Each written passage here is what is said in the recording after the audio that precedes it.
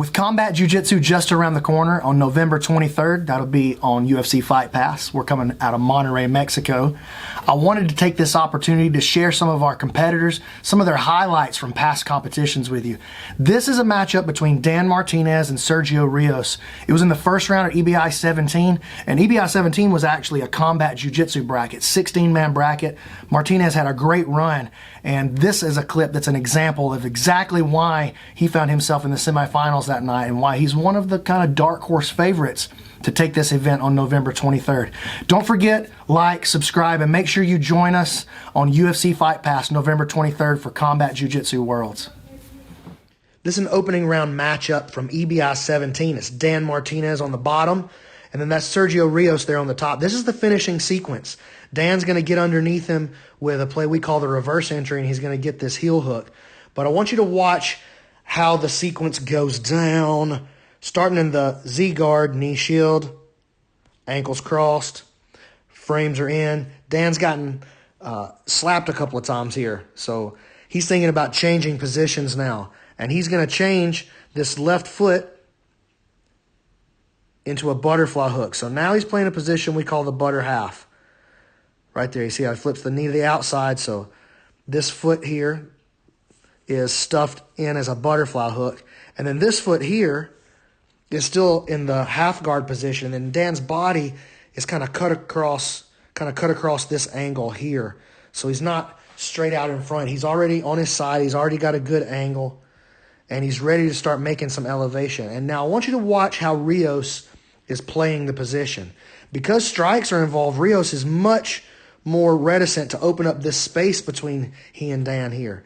He doesn't have any problem doing that because that's how he's going to be able to throw strikes, which he's about to do here. Watch his left hand. Wham! He tries to take a swipe at Dan, and Dan blocks it. But look at all that space between the two guys right there. That's a huge factor because that is what allows Dan to get underneath and begin this sequence. So he goes underneath, and now Rios has to address it. He can't let him go all the way underneath for free. And as he addresses it, Dan continues to manage the distance. See how he uses this frame here, the butterfly hook, and then he's digging under the leg here with his right arm, right? But Dan is in control of the distance management. He wants to go underneath, but he wants to go underneath on his terms. So here he goes. The big play that he's going to have to make here is to set Rios off balance, which he does now. All right, so look, that doesn't look like much, right?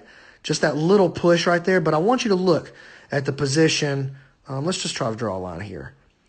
Rios hip here, and now Dan initiates the Kazushi, the off-balancing, and he sets the hip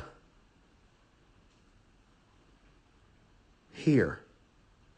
And now look, that big difference there forces all of the weight to shift to this side. Weight posted on the hand, weight posted on this knee right here. And that makes this side of the body very light. And Dan is now ready to take advantage of the lightness of the right side of Rios' body, and he begins to invert. And that inversion allows him now to free his right leg, as you can see here. He freed that right leg. Let me take that arrow off. He freed his right leg, and he's going to swing around. Watch right here. This is awesome. Such a beautiful movement. So now check this out. Dan has got this long, straight line right here. Nice and strong as he inverts. And that's going to allow him to drive a powerful motion. All his weight is balanced there on his shoulders. And he's going to drive his knee down, behind Rios right there. And he locks up the figure four. That driving the knee down puts a bend in Rios' knee. Look, boom. And now Dan immediately starts to gather the second leg that he's attacking here.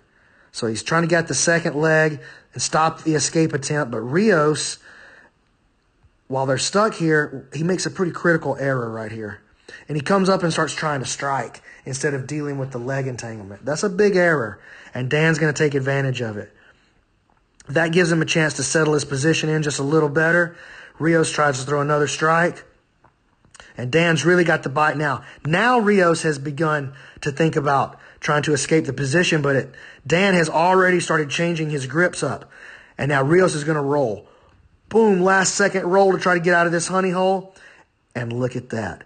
So when we get to this spot here, what most people will do is they'll try to force the bite here on the foot. So they'll try to bite the toes and go to the heel hook. But because Rios made that roll, it loosened all of the positioning up here in the hips just a little bit so that the leg is not in perfect position to make the bite on the inverted heel hook. So watch what Dan does instead. He trades the foot down to the other side. And so now he has a figure 4 reap locked in. Look at this. So let's go back and look at it again. He locks up the honey hole with the inversion. Rios is going to roll. He slap. Rolls trying to escape. Dan, rather than forcing an inside heel hook that may or may not be there, changes sides mid-roll. And because of the positioning that he already had with his legs, by bringing the foot to the outside, he's now got a fully reaped figure 4 heel hook attack. So look, the figure 4 on the inside with the reap, and he's passing the foot to the outside right there. And now watch this.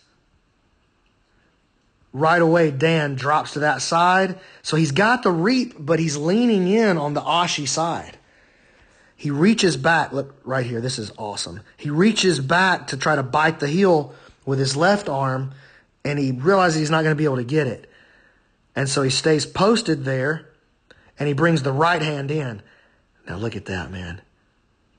He brings the right hand in, and he takes the heel with the right hand, and then brings the grip in, reinforcing with his left.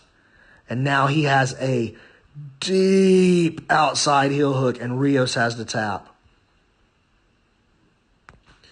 Awesome, awesome work. Let's go back through the whole thing in real time. Here you go.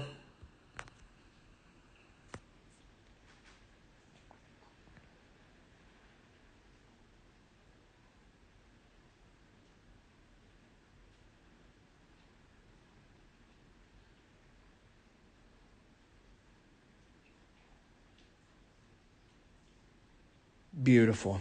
Dan Martinez. He'll be joining us on November 23rd in Monterrey, Mexico, and you can catch it on UFC Fight Pass.